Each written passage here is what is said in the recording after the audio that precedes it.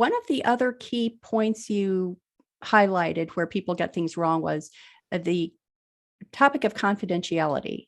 Confidentiality with a treating psychiatrist is similar to that with a priest or lawyer. Can you talk about that a little bit and where you see people getting that right or wrong in crime fiction?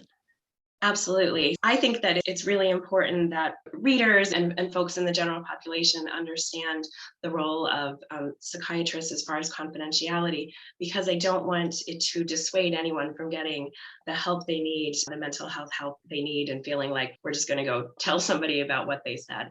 And so, yes, it's similar to like a priest and someone who's coming to the priest or other sorts of doctors that we need to keep things confidential.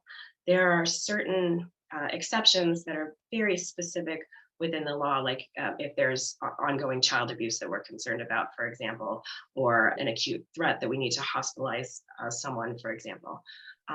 But there are various instances in crime fiction where, for example, a psychiatrist sees a patient, the patient reports something to them, the psychiatrist gets suspicious and then reports it to the police. And that's not something we can just do. If I was seeing someone, for example, and they were making homicidal threats, usually the first thing we're thinking of is hospitalizing them for safety. There are very specific instances where law enforcement would be notified, but that's in a couple cases in crime fiction, it's just the patient reports something to the psychiatrist or the therapist, and right away the police find out.